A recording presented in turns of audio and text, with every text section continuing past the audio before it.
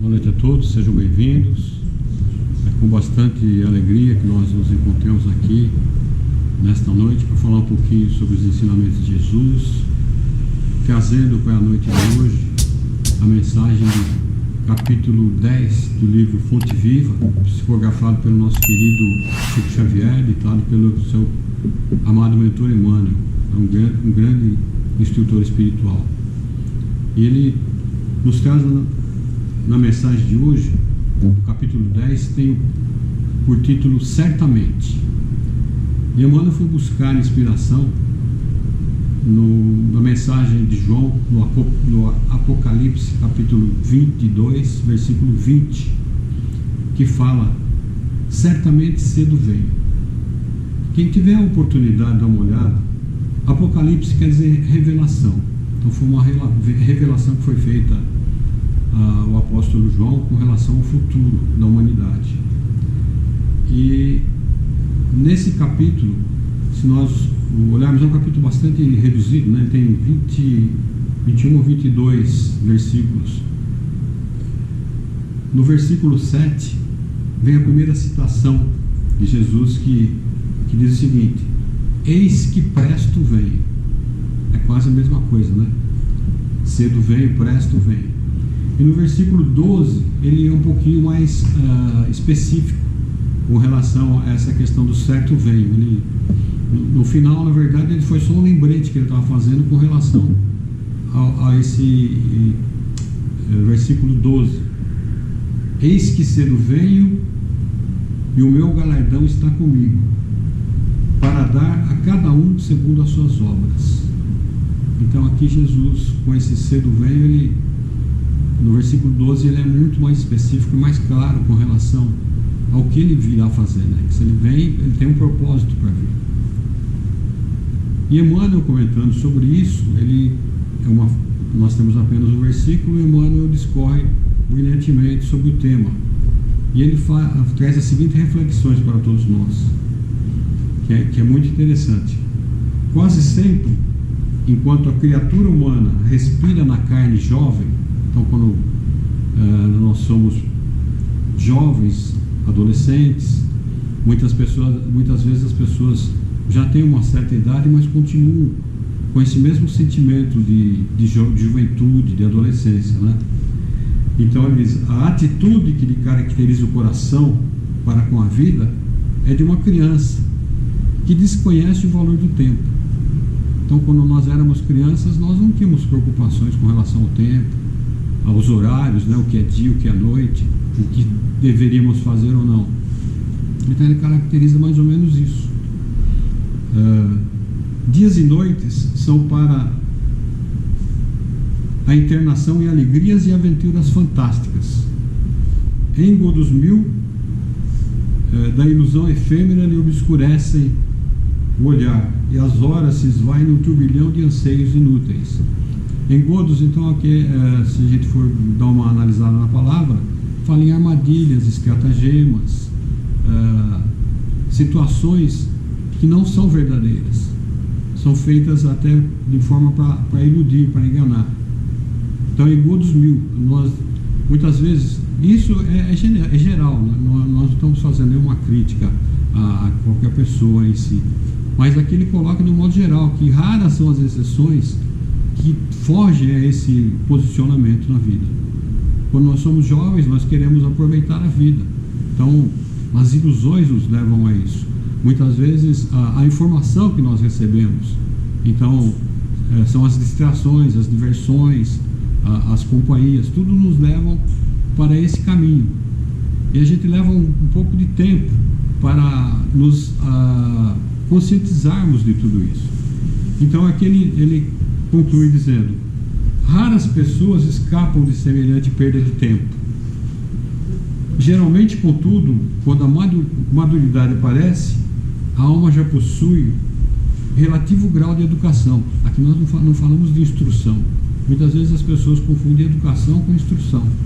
Aqui com relação a nós nos educarmos para a vida, nós já adquirimos responsabilidades, já nós entendemos como devemos proceder perante a vida, e que tudo aquilo que quando nós éramos bem mais jovens eram realmente coisas transitórias, próprias da época da juventude, né? As baladas, as brincadeiras, as aventuras, enfim. Mas tudo isso passa. E à medida que a responsabilidade chega, começa a pesar nos nossos ombros, nós vamos tomando ciência disso, do tempo que foi perdido. E aqui ele continua: o homem se reajusta apressado à conceituação do dia. A semana é reduzida para o que lhe cabe fazer, não mais para aquilo tudo que ele desejaria fazer, mas para aquilo que ele realmente precisa e deve fazer. Compreende que os mesmos serviços na posição que se encontra se repetem em determinados meses do ano, como as estações do ano. Então nós vamos percebendo que, com o passar do tempo, algumas coisas se repetem durante o ano, alguns afazeres que nós temos que fazer, alguns compromissos, algumas coisas, assim como na natureza, né? O ser humano segue o mesmo rumo. E aí começa a agitação, a inquietação, a procurar se desdobrar no afã de fazer tudo, de resolver tudo, dentro das suas forças, né? Procurar enriquecer os minutos ou elastificá-los, né? Tentar aumentar, mas não tem como a gente aumentar. Um minuto é 60 segundos. Mas muitas vezes a criatura se desespera para tentar fazer naquele minuto caber aquilo que ele não consegue.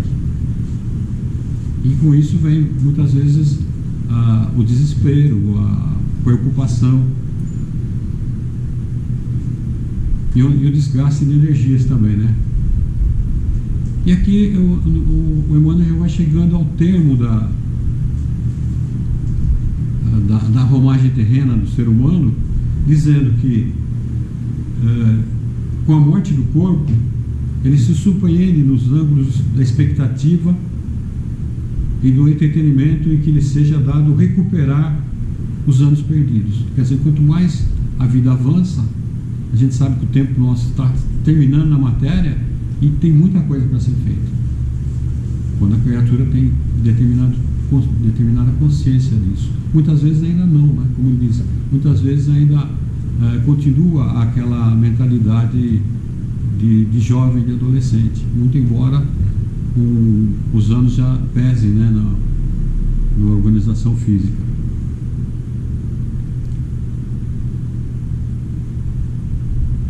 Não te embrenhes assim na selva humana, despreocupado de tua reabilitação à luz espiritual ante o caminho eterno. Aqui ele chama a nossa atenção para que nós estamos na matéria e devemos nos preocupar com isso. Então, daí a citação de Jesus: certamente cedo venho. Então, devemos nos preparar espiritualmente para essa jornada. Existem diversas religiões, diversas seitas filosóficas que nos mostram esse horizonte. E devemos realmente nos preparar para esse momento. Jesus nos deixou essa certeza de que existem muitas moradas na casa do Pai e que retornaria para nos levarmos para essas moradas. Só que para que nós possamos estar na companhia de Jesus, devemos realmente nos preparar. Devemos nos espiritualizar. Como fazemos isso? Buscando os ensinamentos de Jesus, através do seu Evangelho. A codificação de Kardec foi um trabalho grande que os espíritos fizeram há 167 anos atrás. Iniciaram esse trabalho. Jesus disse que enviaria o Consolador prometido. E o Consolador prometido está aí, nos trazendo as informações de como funciona a vida no mundo espiritual. A vida não acaba com a matéria. A vida continua. E existem diversas obras que a própria doutrina espírita veio trazendo ao longo do tempo, através de outros espíritos, de outros médiuns, que nos mostram claramente esse mundo espiritual. E isso não é exclusividade da doutrina espírita também não, né? Em todas as épocas da humanidade nós tivemos médiuns, espíritos encarnados que trouxeram as mensagens do plano espiritual. O trabalho de Kardec é um trabalho mais completo, mais preparado no aspecto de que ele teve uma falange de espíritos que estão aí a nos orientar. Kardec foi o codificador, mas os espíritos estão aí. Então hoje nós podemos ver uma quantidade enorme de médiuns trazendo mensagem de amor, de esclarecimento. Chico Xavier foi realmente um missionário, um espírito singular, que teve essa missão também de trazer esse intercâmbio, né, das pessoas com o mundo espiritual, consolando as famílias, mostrando que existe realmente a vida após a morte, que podemos nos comunicar com nossos entes queridos, que não perdemos esse elo de ligação e que eles estão sempre aí para nos ajudar, tirando aquele conceito de anjo, de demônio, enfim, todos somos espíritos imortais, espíritos que hoje estamos aqui nessa sala, por exemplo, nos comunicando através de um corpo físico, do corpo material, mas todos sabemos que temos uma alma, um espírito imortal, que tem um programa a realizar, e o objetivo nosso é a perfeição. Podemos demorar mais nesse trabalho ou menos, isso não importa. Até tem uma citação bonita aqui no livro, na introdução do livro Nosso Lar não, desculpe, Missionários da Luz, do próprio Emmanuel, que trata dessa questão. Ele até diz assim, ó: ninguém, contudo, perturbará a lei divina. A verdade vencerá sempre, e a vida eterna continuará ensinando devagarinho, com paciência maternal, com paciência de mãe. Quer nós acreditamos nessa premissa ou não, é uma realidade. Mas o quanto antes nós nos conscientizarmos dessa realidade, melhor para nós. Teremos mais paz, teremos a certeza de que não estamos sozinhos, que nossos entes amados não nos abandonaram. Muitos estão junto de nós, tentando nos inspirar, tentando nos acalmar nos momentos pelos quais passamos por dúvidas, por incertezas, principalmente por enfermidades. Eles estão aí, velando conosco, tentando nos manter o ânimo e a moral elevada, a fim de não desfalecermos, né, nas tribulações da vida. E também nós temos sempre o nosso anjo guardião a nos amparar, o Espírito que foi designado para nos acompanhar na nossa presente encarnação. E compete a nós simplesmente estreitarmos esses laços de afinidade, de união com esses irmãos espirituais, a fim de que possamos caminhar com mais acerto, com menos dificuldades, com menores chances de erro. Então é isso, queridos irmãos, a vida espiritual é uma realidade. Compete a cada um de nós buscar essa oportunidade. E o que Jesus disse, só para encerrarmos, né, que certamente ele vem. Fala-se muito num período de transição planetária, um período de regeneração. O mundo não vai acabar, né? A Terra não vai perecer, mas haverá transformações. E não precisamos temer isso. Temos sim que nos preparar. São momentos que sempre houveram na história da humanidade. Transições, evoluções, né? Existem nações que têm preponderância numa determinada época, depois de outras gerações isso tudo muda.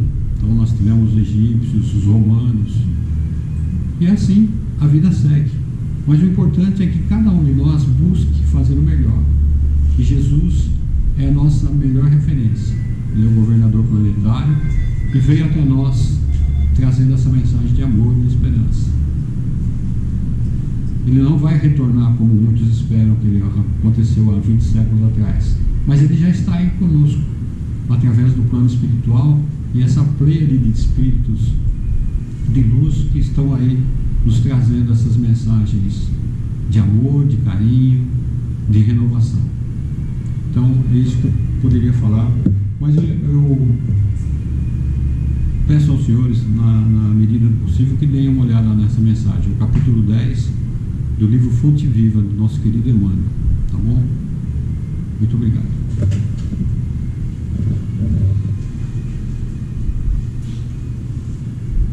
E assim vamos elevando um pouco mais a nossa mente, o nosso espírito em gratidão a Deus, em gratidão a Jesus. É essa pleiade de espíritos superiores que vem até nós, trazendo essas mensagens de fé, de esperança, de alento, de continuidade da vida, e que possamos abrir os nossos corações e receber essas bênçãos que vêm do alto, através de vibrações, através de fluidos de cura, de restabelecimento. Cada um de nós, na medida de suas possibilidades, vai retendo em si mesmo todos esses princípios salutares e tudo aquilo que tanto necessitamos para a nossa jornada, para que possamos conquistar a paz, a esperança, a certeza de que a vida é uma grande oportunidade de amor que Deus nos oferece, que Jesus zela com tanto carinho para com cada um de nós. E assim agradecidos, aguardando que se faça sobre nós um passe coletivo, nos preparando para adentrarmos a Câmara de Paz e lá recebermos a complementação de fluidos necessários à nossa harmonia física e espiritual, que a confiança, a força, a coragem se façam cada vez mais presentes em nossa mente, em nosso espírito. E assim, desejando que as bênçãos do alto envolvam os nossos lares, os nossos familiares, entes queridos, a todos aqueles que se encontram em sofrimento físico, emocional, e nesse momento sintam-se abraçados com um pouco do nosso carinho, com a nossa intenção de minimizar a sua dor e sofrimento. Que as criancinhas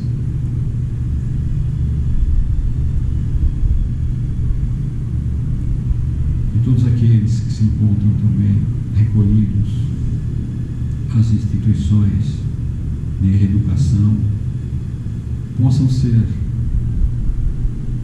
envolvidos numa luz que desperte em seus corações a vontade da renovação, de caminhar com Jesus, de procurar aproveitar a oportunidade que a vida lhes oferece.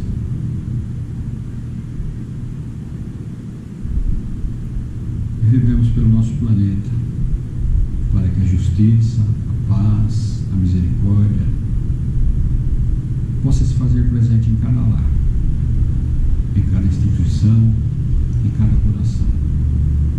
Que cessem as violências entre nações, entre povos, entre culturas diferentes, entre pessoas dentro do mesmo lar. Pedimos a fluidificação da água nos frascos na entrada dessa instituição, a fim que todos aqueles elementos sutis possam ser ali depositados e que todos nós, ao nos servirmos dessa água, possamos nos fortalecer ainda mais. E com aquela prece, mesma prece que o amigo Jesus nos ensinou, pedimos licença para humildemente encerrarmos a nossa participação na exposição da mensagem desta noite.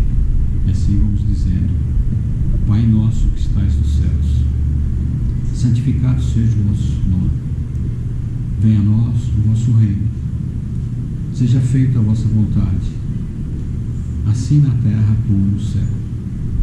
O pão nosso de cada dia nos dai hoje. Perdoai as nossas dívidas, assim como nós perdoamos aos nossos devedores.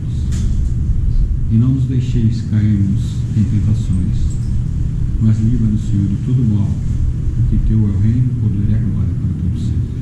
E assim seja, com as bênçãos e a graça de Deus.